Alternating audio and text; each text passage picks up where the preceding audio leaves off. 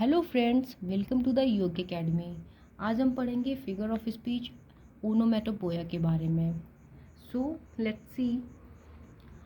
ओनोमेटोपोया is a figure of speech in which words are used to imitate sounds. Onomatopoeia एक ऐसी figure of speech होती है जिसमें जो वर्ड्स होते हैं वो यूज किए जाते हैं। किस चीज़ के लिए यूज किए जाते हैं? To imitate sounds. इमिटेट का मतलब होता है फ्रेंड्स नकल करना। किसकी नकल?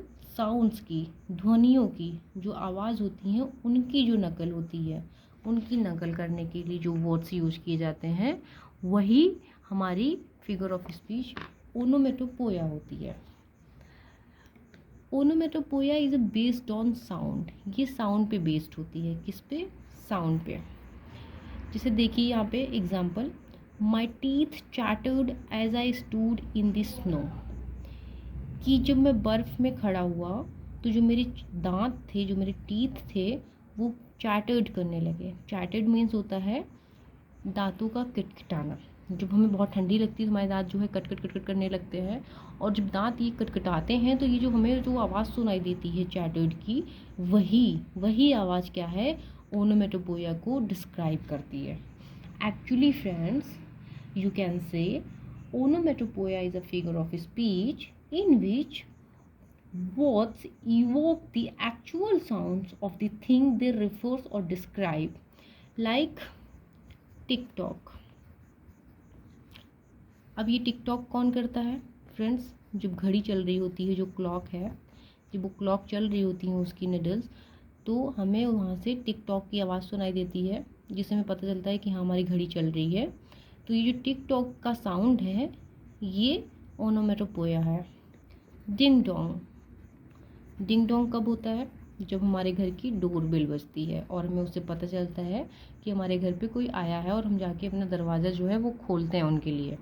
तो ये जो डिंग डोंग है, टिक टॉक है, ये एक साउंड है।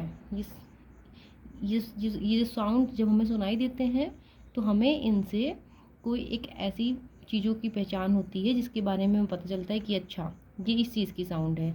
Like bees are buzzing.